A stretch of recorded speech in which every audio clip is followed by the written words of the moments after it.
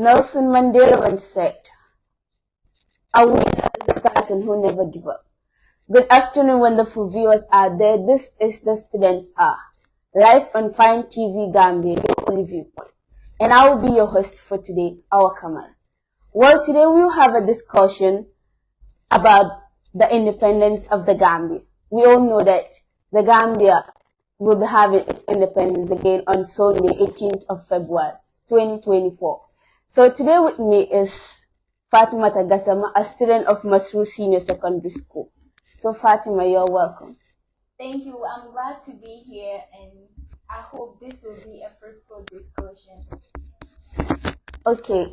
Another guest is Fatima Jain, also a student of Masru Senior Secondary School. You're welcome. Okay, thank you for having me here, and I hope it will be a wonderful discussion today.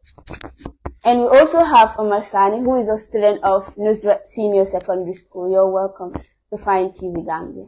Thank you, Awa. It's a pleasure having me back. Thank you very much, viewers. That was a wonderful, introduction. So, not just to waste much of our time, we'll go deep into the program.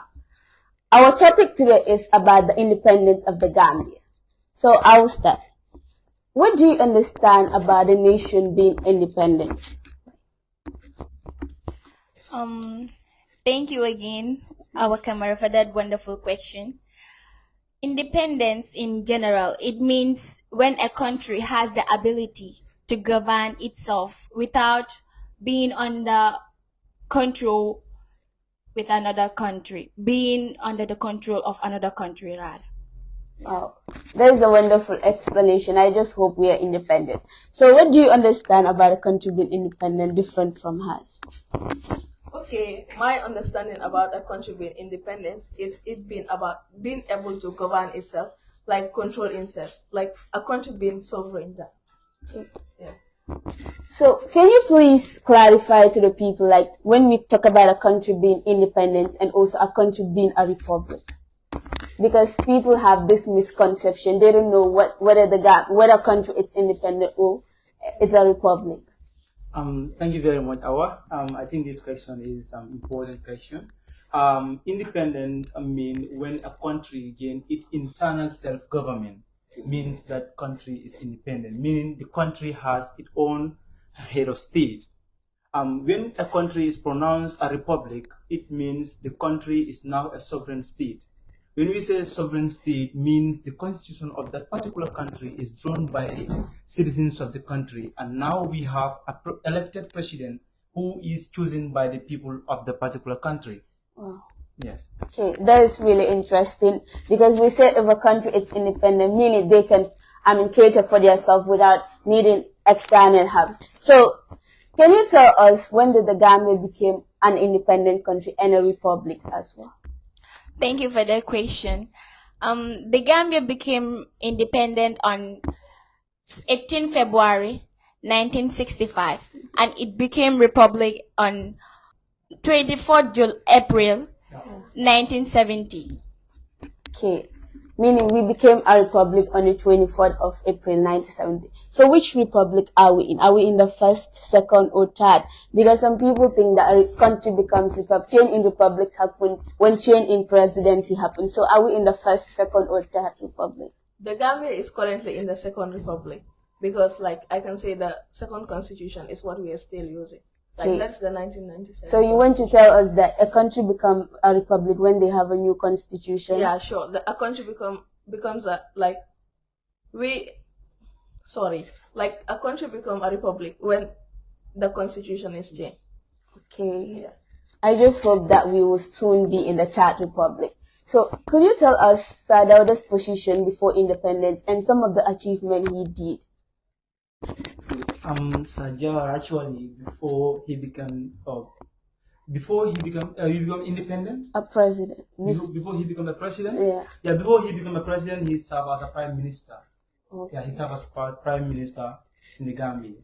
That was prior to independence. That is, he served as a prime minister and he led delegation to Marlborough House in London, and he also led a couple of delegations within the Gambia here that fought for independence before he became a president.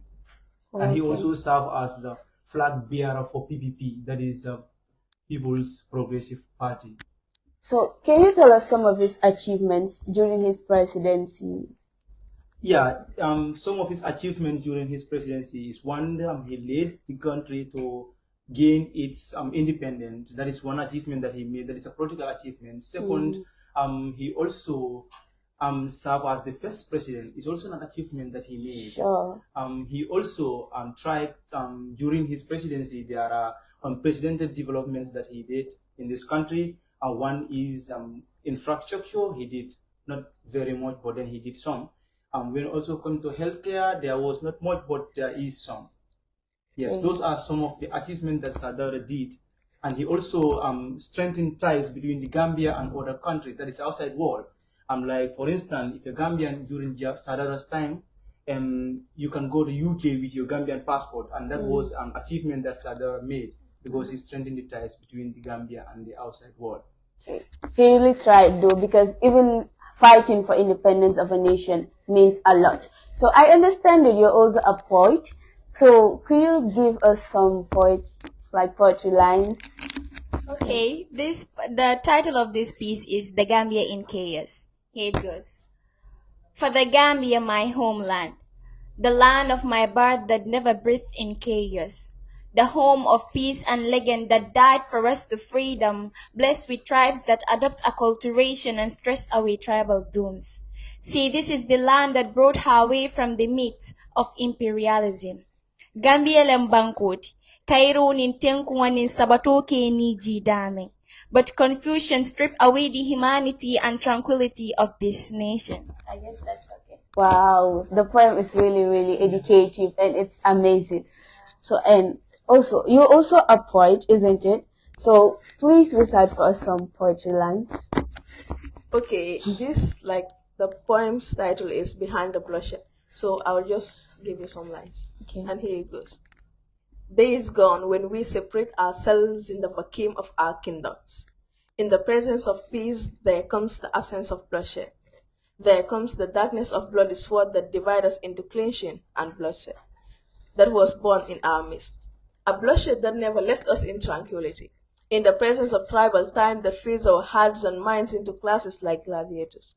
In the Roman Empire, where bloodshed looked in root in the collapse of the empire. Behind the bloodshed that took a center stage, burning their fellow men into ashes like a burning tree. When I heard the melodious voice, a tear dropped from my eyes like sprinkling water from the river Gambia. The question is, why are we so bitter in taking the lives of our fellow men when our enemies smile and laugh in loud emotion? The danger of ethnic variety is still surviving in the minds of the colonial victims. See, when colonialism came in board, there comes the vital ethnic cleansing that whispers tokens of blood in our hands. Things fall apart since they came in board, looted and robbed our nation state, divided enemy line and bloodshed. Nothing left but classes of tribal identity. Afele aka jenjen dingon la sondo mokono. As we teach them how tribal in mind, they should get to understand their responsibilities as humans. That's tribalism. Thank you. Wow, so it's really educative. So we should avoid tribalism in every form because it's something that is not good. We are all one Gambian and one people, and we have to move forward as one nation to reach that dreamland that we always talk about. Okay, we understand that the Gambia was involved in a configuration, we call it the Senegambian configuration. So can you please tell us anything regarding that? Yes. There was a confederation that was formed in 1981. Was it 1982? After 1981 coup, that failed coup that happened in Gambia, and this confederation was formed in order to bring security within the two countries. That is between the Sadara government and Abdou Diouf, I believe, government in Senegal. And this confederation was signed, and then there was a couple of agreements that were made in the confederation. And part of the agreements was the Gambia and Senegal will be one. And then we'll have a president in one of the country and then the vice in other country. And that was part of the agreement that was made. But the confederation later failed due to some circumstances because the Gambia cannot let go of certain things and Senegal also could not let go of certain things because they think one country is dependent on the other. So that led to the fail of the 1982 confederation. Yes. Okay.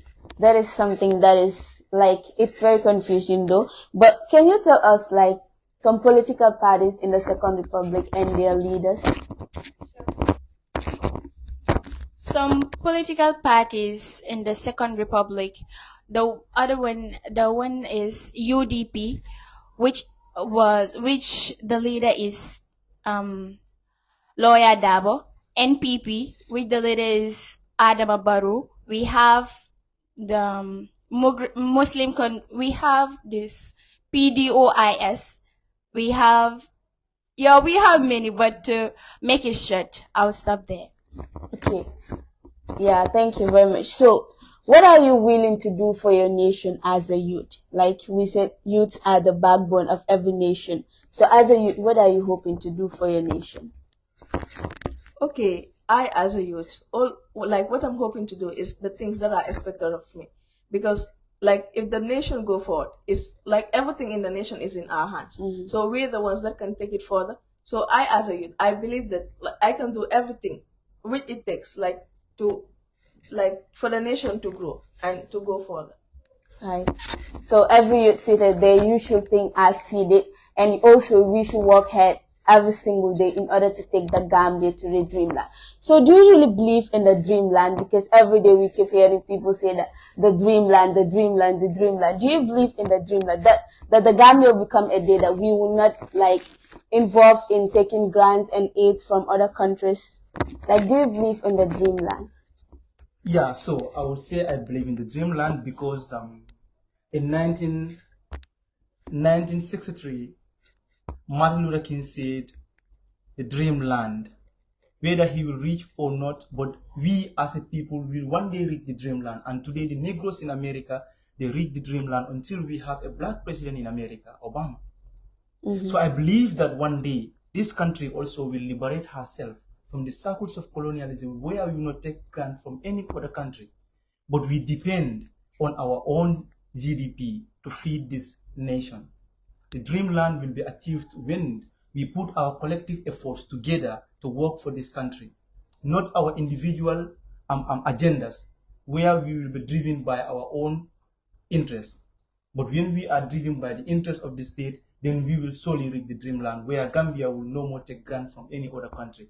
Because my boss usually said this: he who paid the piper dictate the tune. Mm-hmm. When you take grant from America, when Americans came, they will put their agendas into your national agenda, and you cannot decline that, because part of your GDP is sponsored by America. Mm-hmm. So let us try it and put our collective efforts together to move this country to the dreamland.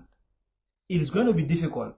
It is going to be bitter, but then slowly but surely we will reach the dreamland. So you want to tell us that there will come a day when the Gambia will not take grants and aids from other countries. But in order to stop that, we need a good leadership. That is the number one priority. So what can we do as a nation in order to do that? Yes, we always blame the leadership, but then I also have this question in mind. Mm-hmm. Who also provide this leadership? We have bad leadership, but we also have a problem of followership. Because the leaders don't put themselves there. When we put them there, we give them a mandate to do. When they do not execute their mandate, we have a duty. What is our duty? When it's time for election, the electors should go out in large number to say, you did not fulfill the promises that you made. We are voting you out in power. That is what good followership. Mm-hmm. But we have bad leadership, and then we also have a failed followership. Mm-hmm. So that need to be put into consideration. We should change that in order for us to have the agenda, mm-hmm. or we should have the agenda achieved, that Gambia will not take grant from any other country. Sure. They say power to the people, because the people are the government itself. So do you also believe in the dreamland? Yeah, sure. I believe in the dreamland, because once I see the youth in the Gambia, truly, I believe that the Gambia is the dreamland. And what can we do, to make things come true, to make things happen?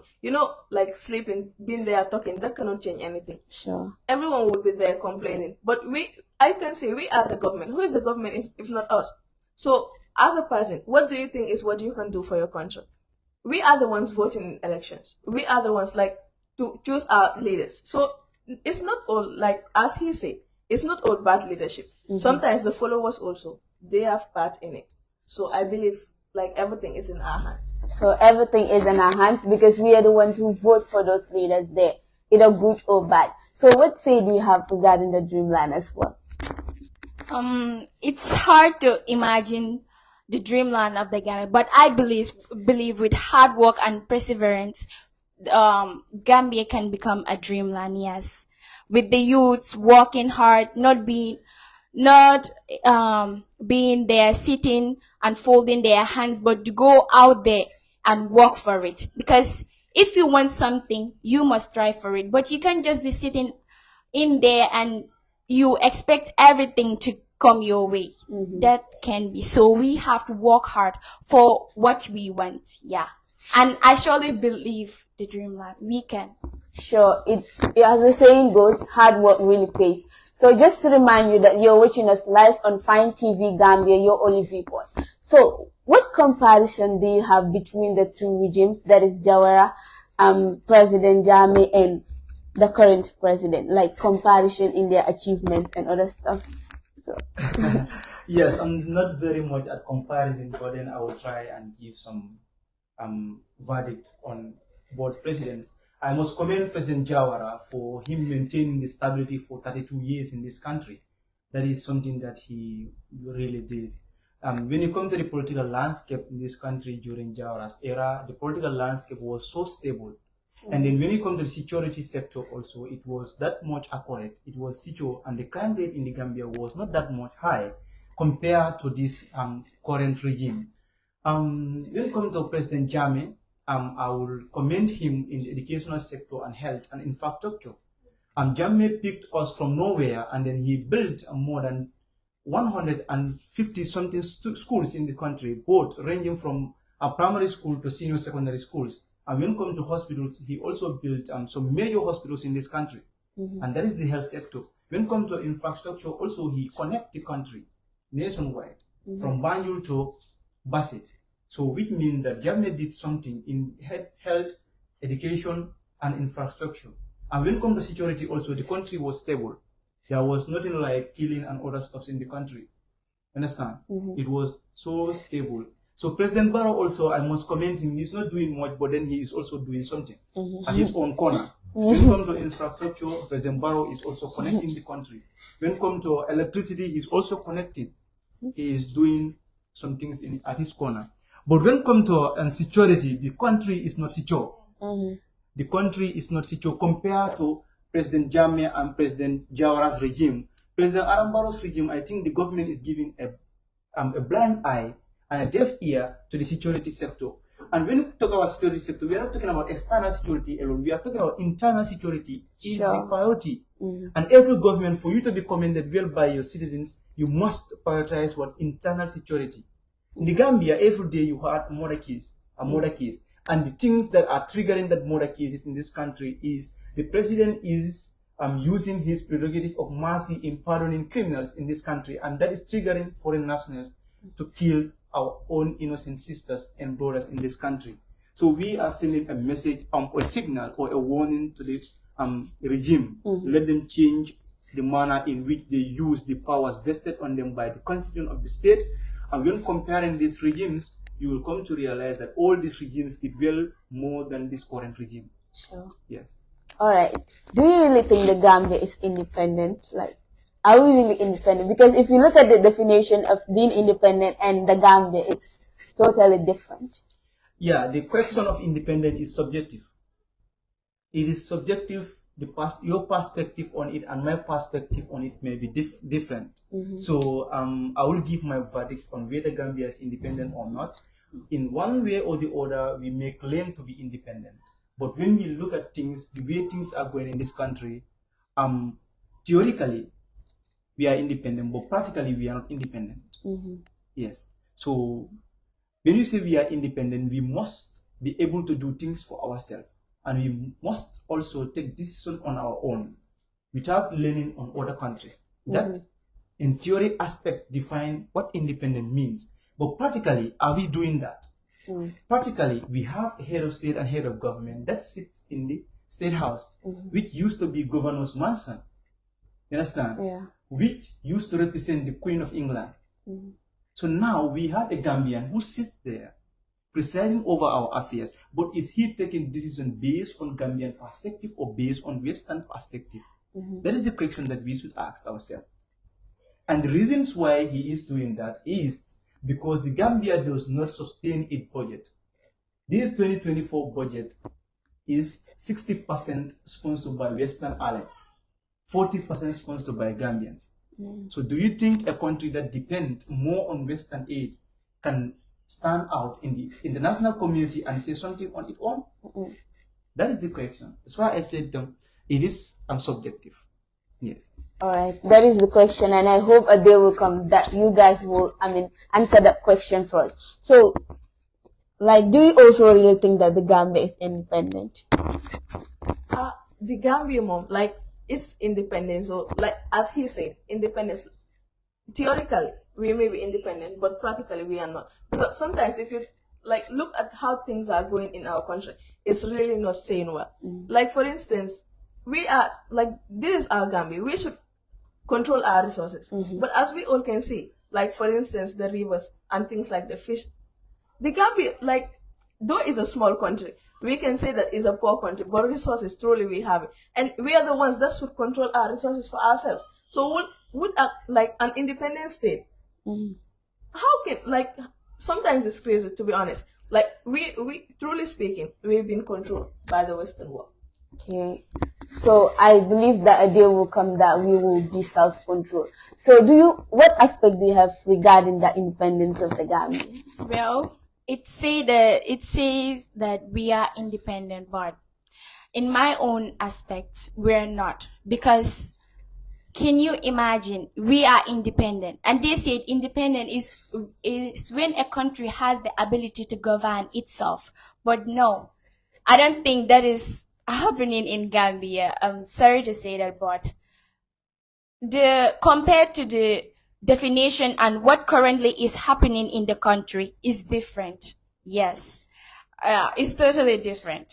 Okay, so how do you feel when the Gambia is being categorized on the negative things like forest countries and other stuff? How do you feel as a citizen of a nation that have been categorized on the negative things in the world?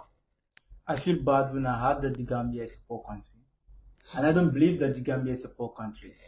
I believe the Gambia has the resources which America has. But the reason why the Gambia is categorized as poor country because it is poorly managed. When you have the resources, you don't know how to manage them. Other people will come and tell you, you fool, let me show you how to manage your resources on your behalf. Sure. And when that happens, they are going to take the good ones at their own countries. But the Gambia is not poor in general perspective. The Gambia is not a poor country. We are poorly managed and we are poorly governed by negative thinkers and people who do not think for the country's development, but they think for their own personal gains. But the country has all what it takes to take us to where America it is today. America, in few years back, used to be one of the poorest countries. They were built by slave labor. Likewise, the Gambia was never built by slave labor. We picked ourselves from where the Western world left us. America was once colonized by Britain, but today America excelled more than Britain do. Like I said, Gambia is never a poor country. And I will never succumb to the notion that the Gambia is a poor country. But what I will give my value on that is the Gambia is poorly governed because we have all the resources what it takes to develop this country, but we are poorly managed. So that is the problem with the Gambia. People think that the Gambia is poor, but we have natural resources to take the Gambia where America is today. But the leadership in this country is not working for this country. That is the hard fact. When you say it, people align you with politics, but it is not a political talk, but that is the fact in this country. So this is the problem with us. We have to be selfless when it comes to national issues in order to develop this country. Sure. We have the resources that will take this country to anywhere we want. But If we are not selfless, we cannot do that. So that is the problem with us. But for poor, we are not. We are rich country like the other countries. Yeah. So we need proper management in order to reach there. So, how do you feel also when you see the Gambia being categorized on the negative things in the world? Okay, like when the Gambia is being categorized into like negative things, like for instance saying that the Gambia is poor, like I will feel bad as a citizen of this country. But also, to be honest, the Gambia is not poor and it's never poor. You know, we have the resources, but do we really utilize it? That's the question. And how can we make them into best uses? Because the Gambia, it has everything that it needs, like to be developed as any other country is. But why is Gambia still like categorized as a developing country? That's because because of poor leadership, I can say. In the Gambia here, to many things and for things to be stable, the leadership thing, like leadership is what needs to be stable first. Most of these leaders, like, are they doing up to expected? Are they doing what's expected from them? And also, we have the youth that can do it, but they are also complaining about lack of job opportunities and things like that. So how can a nation develop when the youth are like lacking behind? They are not given the opportunity to work and things like that. We have like so many resources. If we utilize it, the Gambia, I believe that the Gambia is never a poor country. Sure. So we need to utilize what we have in order to reach that dreamland, in order to be comparable to other countries outside the world. So what message do you have for our leaders there, like as a youth? As a youth, the message I have for our leaders is to help youth with the things they need for them to develop the country. Because as a leader rather, you should do all it takes to satisfy the youths or the citizens in a nation. Yes, you should do all it takes because you are the leader. You are the one leading us. So you should do all it takes to satisfy your country. So, okay, do you have another point that you would like to recite for us? No. Okay, what about you? Just any. Okay. The title of this piece is When Africa Was a Young Woman. Here it goes. When Africa was a young woman, I loved her succulent breast. She was so sweet. I planted yam on her feet, watched the pigeons fly over her head, and nest on the furrows of her arms. Then Africa was a virgin, nude, plump, and wild as the fruits of the baobab, innocent of the intercourse with Western civilization. When Africa was a virgin, Minnesotans came to visit her. She refused their marriage request. They call her the Dark Continent. When Africa was a rich woman, she wore golden beads on her neck, ivory bangles on her hands, and a diamond smile on her face, dark lip. But strangers came brave and prostituted her body, left her children speaking tongues of foreign land. Now Africa is so wrinkled and weak. Her own children followed the Dragon Core revolution, devastating her flesh, leaving her broken like a broken calabash. Thank you. Wow, this is an interesting point. When Africa was a young woman. All right. What message do you have for our leaders there? Yes, thank you very much. I'll give a very wonderful and then a sorrowful message, because as we speak right now, the nation is at grief. Because not long ago we had hearing murder cases everywhere in this country, and gun attacks everywhere in this country, broad daylight, and the leaders are hearing it too. But then they need to be reminded, because they are human beings. So the message that I'm sending to the leaders is, let them be cautious when it comes to our national security. The leaders should not play with the national security, because it is the basis for development. We cannot call ourselves a developed country when our internal security is weak. Criminals can attack compounds broad daylight without being intercepted, and the police cannot handle investigation properly. That is not security. The security apparatus should be trained in a way and manner in which they can handle investigations properly and then be able to intercept criminals and then take them before any eligible court to try them. Okay. That is a step that the government should take. And the other thing is, dear leaders, you've been elected to represent the interests of the people and the interests of the country.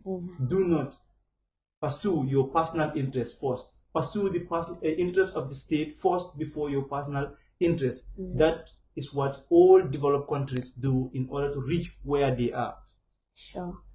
Some countries in Africa here, Julius Nyerere of Tanzania, when he stepped down, he did not have a stable compound where he lived after presidency. President Kwame Nkrumah of Ghana, after he'd been overthrown in 1966, there was no built compound for Kwame Nkrumah inside Ghana. His children, when they come back to Ghana, they were lodged in a hotel, and their father was the former president of the state. So our leaders can also do that as a practical, for them also to experience what Kwame Nkrumah did. And he has what? A respect within the world. So that is a message that I'm sending to the leaders. And the young people also, there's a message for us. We should be vigilant. We should also not abuse drugs.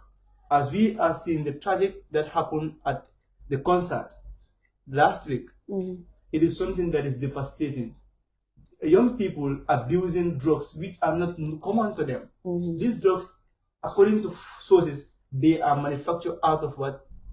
Out of human bones. So after hearing this, they manufacture or they process this drug out of human bone and you consume that. And you have seen people consume it and they die. And you are still consuming it. Young people, we should be responsible. This is an issue of responsibility. If you are not responsible, you'll be reckless even with your own life.